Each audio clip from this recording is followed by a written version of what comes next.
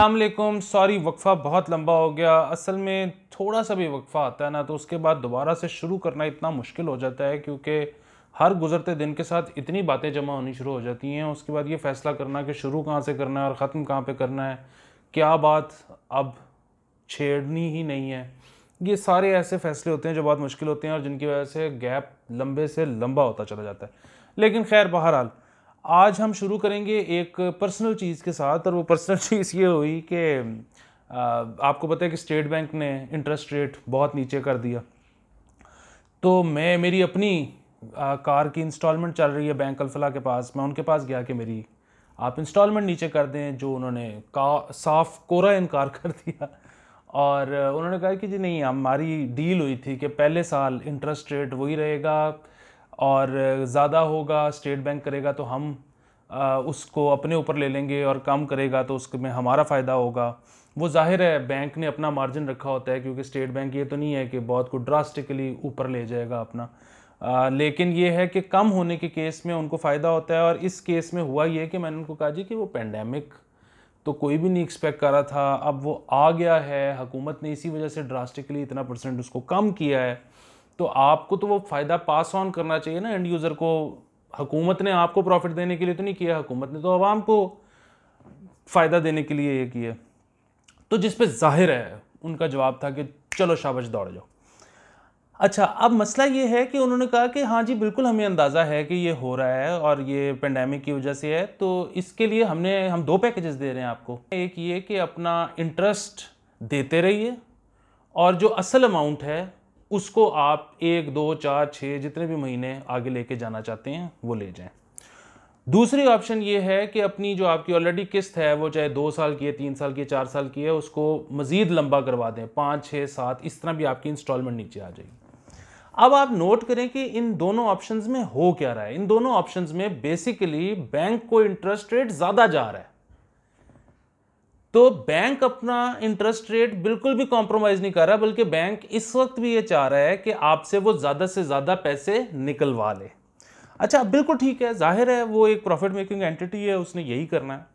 लेकिन मसला ये है कि जो हमारी हुकूमत है वो इस वक्त क्या कर रही है कि हुकूमत बजाय कि इंश्योर करे कि जो स्कीम्स वो इस वक्त मुतारिफ करा रही है उनका इंटरेस्ट पास ऑन हो लोगों तक, हुकूमत ये कह रही है कि बस जी हमें पैसे दे दें किसी तरह।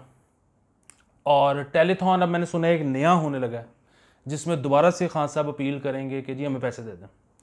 अब वो कितने पैसे IMF और वर्ल्ड बैंक दे रहा है, वो G20 में एक नई वो मंजूरी आने लगी है पाकिस्तान के लिए, बजाय कि इस वक्त ये बैठ के लॉबी कर रहे हों कि वो कितने पैसे होने चाहिए, इतने होने चाहिए, इतने होने चाहिए, या बजाय कि इस वक्त ये बैठ के सोच रहे हों कि हमने उनको लगाना कहाँ है, हमने कैसे इंश्योर करना है कि ये एंड यूज़र तक इसका फ़ायदा पहुँचे, इसको बीच में कोई खा ना जाए, इस पर कोई नहीं बैठा हुआ, कहीं कोई बात नहीं हो रही।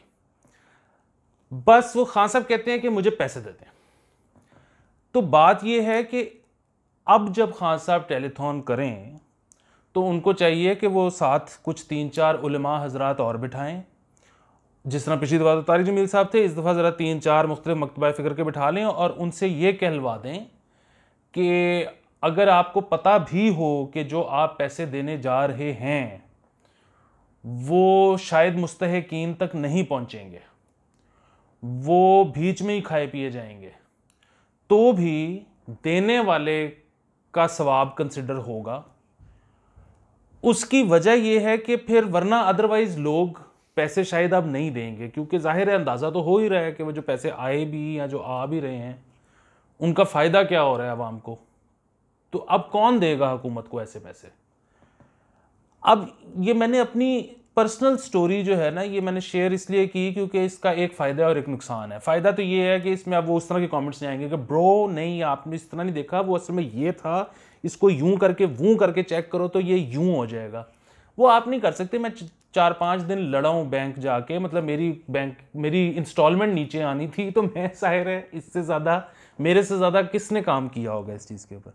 दूसरा इसका नुकसान ये है कि अब इस पे सब लोग ये कहेंगे कि जी ये तो पर्सनल हो गया ना, इसकी गाड़ी की इंस्टॉलमेंट नीचे नहीं आई तो ये पूरी हुकूमत को गिराने टुर पड़ा है, ये इमरान खान के खिलाफ हो गया क्योंकि नहीं, पर्सनल वाला मामला भी नहीं है। उसकी वजह यह है कि आप इकोनोवाइज की एपिसोड 60 सुन लें तो आपको ये अंदाज़ा हो जाएगा कि इस हुकूमत ने एक्चुअली कोरोना के केस में किया ही कुछ नहीं।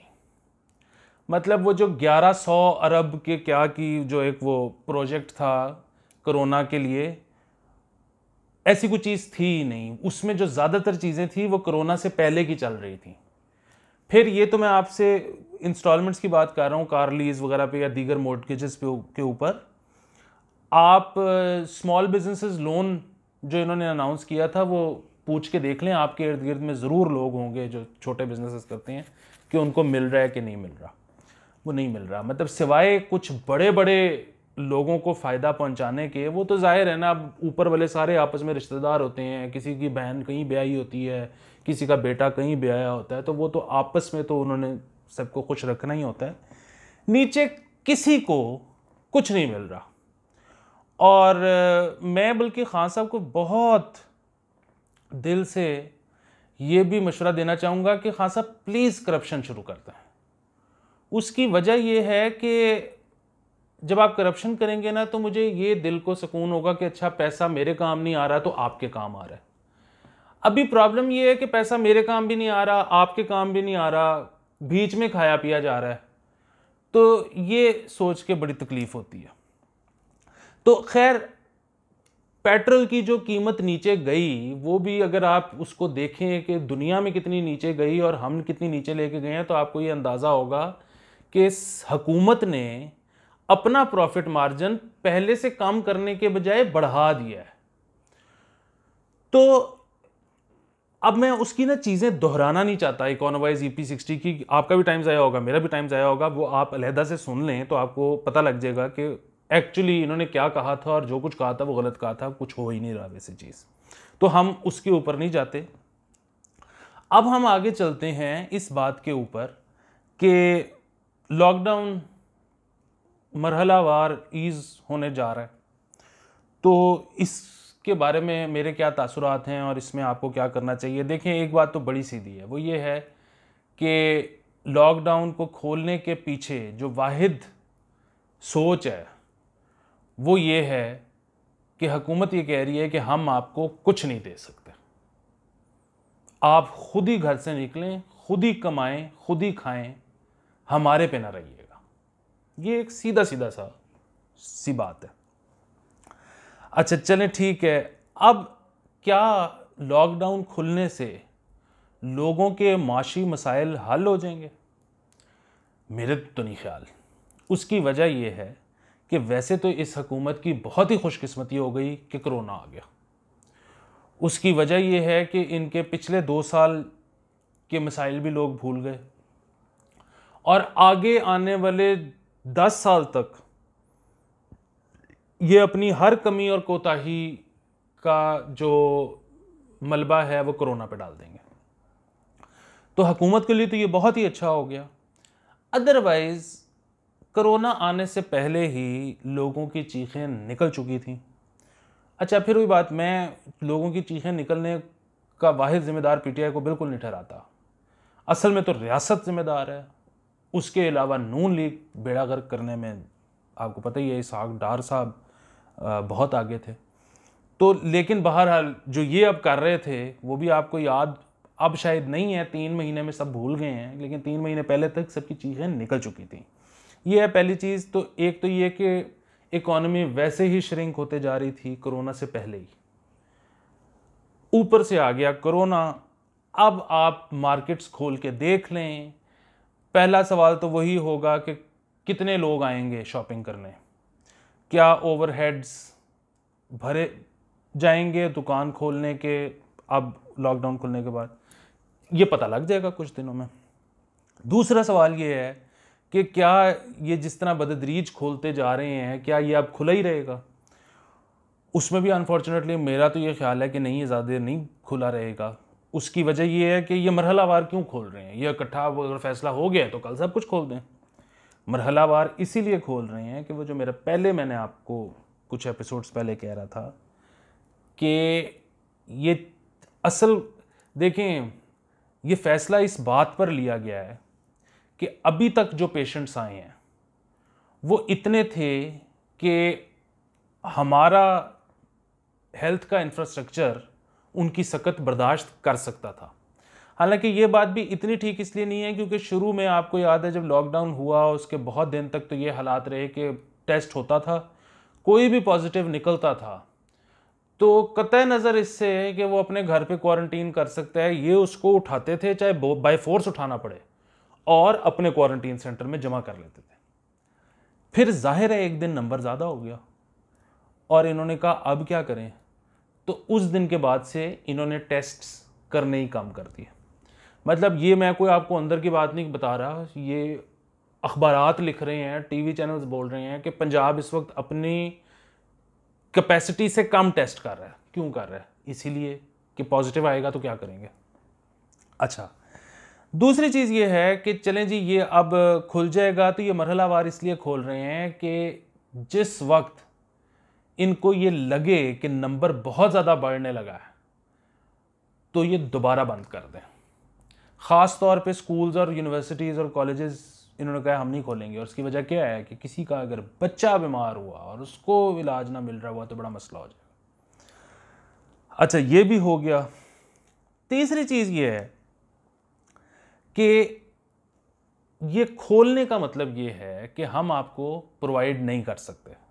क्यों नहीं कर सकते? हम आपको इसलिए प्रोवाइड नहीं कर सकते कि हालांकि बजट में डेवलपमेंट का जो हेड था, मतलब वो सारा कुछ अब क्या डेवलप होना है कोरोना आने के बाद, जब तक ये जाता नहीं, वो तो सारा कुछ हेल्थ में ही लगना है ना।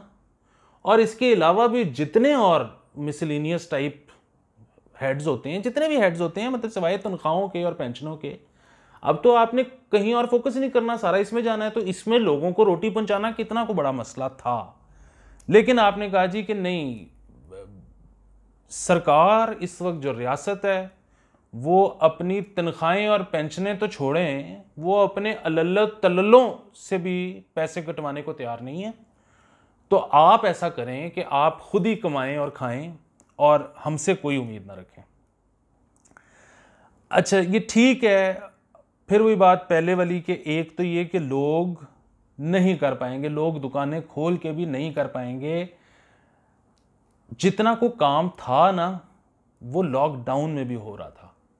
मतलब आप मुझे बताएं, अभी आज की तारीख तक लॉकडाउन है, आपको क्या चाहिए, क्या खरीदना है, क्या सर्विस चाहिए, वो आपको भी पता है मिल रही है और मुझे भी पता है मिल रही है। दुकान खोल के बैठने से कोई इतना ज़्यादा फर्क नहीं पड़ेगा, लेकिन वही बात कि लॉकडाउन कहने की वजह से जो सब लोग थोड़ा सा मोहतात हुए हुए हैं, अब वो भी ख़त्म हो जाएगा। अच्छा, ये लोग बात करते हैं हर्ड इम्यूनिटी की बहुत ज़्यादा। बिल्कुल ठीक है, हर्ड इम्यूनिटी अच्छी चीज़ है अगर हो जाए, लेकिन हर्ड इम्यूनिटी तो होती है जब मतलब एक घर में या मोहल्ले में या शहर में या मुल्क में 60% लोग मुतासर हो जाते हैं।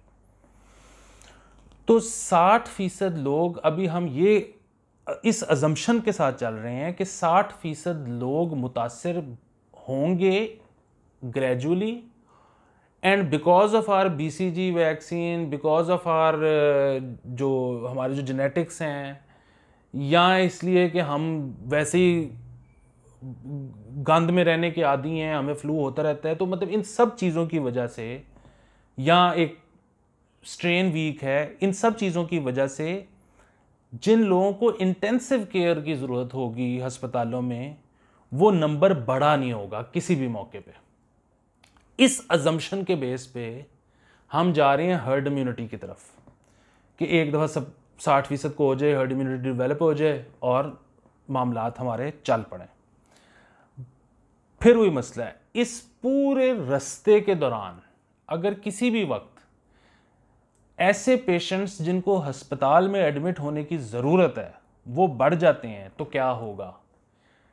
क्या फिर भी हुकूमत यही कहेगी कि चलते रहने दो ऐसे ही, या फिर फैसला ये होगा कि कर्फ्यू लगा दो?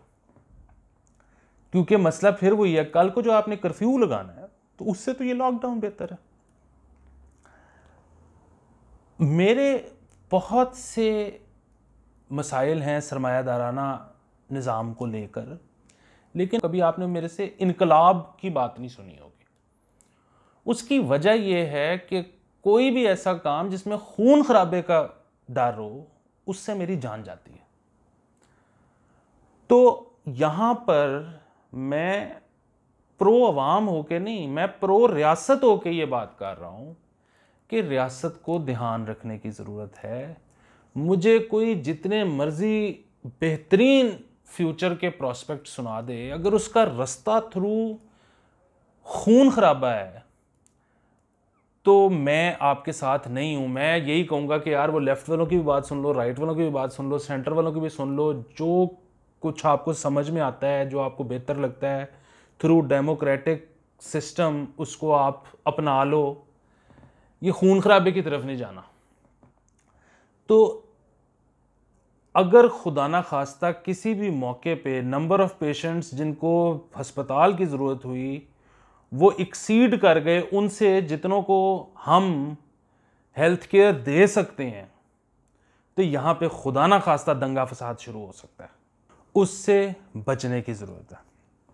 अच्छा, आगे चलते हैं कि अब जबकि ये लॉकडाउन खुल रहा है तो इसमें क्या करने की ज़रूरत है। इसमें करने की ये ज़रूरत है कि अगर तो मतलब जाहिर है जब मजबूरी है तब तो जाना है। जहाँ पर मजबूरी नहीं है घर से मत निकलें। उसकी एक वजह है। उसकी वजह ये है कि वैसे मैं ज़िंदगी मौत के लिहाज से बात नहीं कर रहा। वो मेरा पूरा ईमान है कि जो रात कब्र में आनी है वो आनी है, उसको कोई नहीं रोक सकता। क्योंकि वो तो फिर वही बात कि कोरोना अवॉइड कर लेंगे, हार्ट अटैक को कैसे अवॉइड करेंगे, एक्सीडेंट को कैसे अवॉइड करेंगे। लेकिन डिजीज़ से बचना आपका हक है, आपको इजाज़त है। मतलब अल्लाह कहता है कि अगर बच सकते हो तो बचो। ये जो एक इंफॉर्मेशन है ना, इस इंफॉर्मेशन को जो आपके पास है और आपके पास इतने दाने भी हैं कि आप इनका ख्याल रख सकते हो, तो ये इंफॉर्मेशन अपने लिए इस्तेमाल करना आपका हक है। देखिए ना, मतलब ये एक NIB का MCB के साथ मर्जर होना है, ये अगर आपको पता है तो आप उसके बहुत सारे शेयर्स खरीद सकते हो। वो और बात है कि इनसाइडर ट्रेडिंग होगी, ये जुर्म है। लेकिन अगर आप अपनी जान बचाने के लिए इंफॉर्मेशन को इस्तेमाल कर रहे हो तो ये जुर्म नहीं है। मतलब 47 में जब बंटवारा हुआ तो नवंबर दिसंबर 1946 में ज़्यादातर बाबुओं को पता लग गया था कि ये होने जा रहा है, साइन हो गए हैं, क्या लाइन खिंची है। वो तब मूव कर गए थे जहां जहां जिसने मूव करना था। वो लोग नहीं मरे, मतलब वो वैसे तो इवेंचुअली मार ही गए, लेकिन वो माइग्रेट करते हुए नहीं कटे। इसी तरह इराक जब जंग हो रही थी तो जिनको पता लग गया था पहले इन्वेजन का, वो दुबई मूव कर गए थे, उनको कुछ नहीं हुआ कम से कम जंग से। तो इसी तरह अब ये एक चीज है, इस पे सब ये बता रहे हैं कि कुछ नहीं होता, देख लो अभी तक नंबर कम है। फिर वही बात, हम अभी तक इसके बारे में सब कुछ नहीं जानते। हमें नहीं पता कि इसका इससे ज़्यादा सख्त एक स्ट्रेन वायरस का आने वाला है, आ चुका है, क्या होने लगे, हमें नहीं पता। अगर आप अपने आप को घर पर बंद रख सकते हैं, अगर आप लोगों को अपने घर आने से मना कर सकते हैं, तो शायद आप के कम से कम इस केस में बचने के चांसेस बढ़ जाएंगे। देखिए, यह भी हो सकता है कि जो कुछ मैं कह रहा हूं वो गलत हो, जो कुछ खान साहब कह रहे हैं वो ठीक हो। फिर भी क्या आज से 6 महीने बाद जब यह साबित हो जाएगा कि वो ठीक कह रहे थे और मैं गलत कह रहा था, तो मैं आके ये कहूंगा कि सॉरी आप ठीक कह रहे थे, मुझे नहीं ये करना चाहिए था? नहीं, मैं तब भी कायम रहूंगा इस बात पे कि मुझे आज भी अगर उस सिचुएशन में खड़ा किया जाए तो मैं आज भी वही कहूंगा जो मैंने तब कहा था। उसकी वजह क्या है? उसकी वजह यह है, आप कोई भी जब फैसला करते हो तो उसकी सिर्फ अपसाइड कंसिडर करके फैसला नहीं करते, उसकी डाउनसाइड देखते हो। खान साहब ने अभी, या खान साहब की अकेली हम पता नहीं क्यों बात कर रहे हैं, वो बेचारे वही बात है उनकी, पता नहीं कौन कितनी को सुनता है कितनी नहीं सुनता। इस रियासत ने इस अजम्पशन के साथ फैसला किया है कि यार अभी तक क्योंकि नंबर इतने थे जो हम संभाल सकते थे, तो शायद आगे जाकर भी इतने ही रहेंगे कि हम संभाल सकें, तो हम हर्ड इम्यूनिटी की तरफ चलते हैं, क्योंकि अदरवाइज तो हमें रियासत के पैसे काट के लोगों को देना पड़ेगा, तो वो हम नहीं करना चाहते। ये अपसाइड देखी है उन्होंने, डाउन साइड इसकी नहीं देखी। कोई भी आप कारोबार शुरू करते हैं ज़िंदगी में, तो पहले आपने 10 सोचे, शॉर्टलिस्ट करते करते आप 2 पे आ गए। अब वो 2 में से एक ऐसा है जो कि अगर चल जाए तो वो अपने फुल पोटेंशियल पे आपको 1 करोड़ रुपया दे देगा साल बाद, और एक दूसरा है जो अगर चल गया तो आपको 3 करोड़ देगा। तो अब आप 3 करोड़ वाला करोगे? नहीं, आप दोनों की डाउन साइड भी देखोगे कि एक पे अगर आपका नुकसान हो गया तो आपका 20 लाख रुपया जेब से चला जाएगा, और अगर दूसरे पे नुकसान हुआ तो 1 करोड़ रुपया जाएगा। अब आप ये सोचते हो कि यार अगर तो मेरा 20 लाख रुपए का लॉस हुआ ना, तो मैं किसी तरह कपड़े झाड़ के दोबारा खड़ा हो जाऊंगा और गुजारा कर लूंगा। लेकिन अगर मेरा 1 करोड़ का नुकसान हो गया ना, तो मैं सारी ज़िंदगी इसको रिकवर ही नहीं कर सकता। तो इसलिए आप अपसाइड देख के फैसला नहीं करते, आप डाउन साइड देख के फैसला करते हो कि अल्लाह करे जो खान साहब कह रहे हैं वो ठीक हो, अल्लाह करे जैसे हमारी हुकूमत, हमारी रियासत प्लान कर रही है वो ठीक हो, अल्लाह करे मैं गलत साबित हूं। लेकिन खुदा ना खास्ता अगर मैं ठीक साबित हो गया तो फिर मैनेज कैसे करना है? इस चीज का बहुत ख्याल रखें। और बहुत सारी चीज़ें हैं आज के दिन में और कहने वाली, लेकिन ये है कि अब सब ने मुझे यही कहा है कि एक दिन में चाहे 3 एपिसोड कर लिया करो, लेकिन एपिसोड की लेंथ 8, 10, 12 मिनट से ऊपर नहीं जानी चाहिए। तो इसलिए मैं इसको यहीं ख़त्म कर रहा हूँ। अपना ख्याल रखिएगा। खुदा हाफिज़।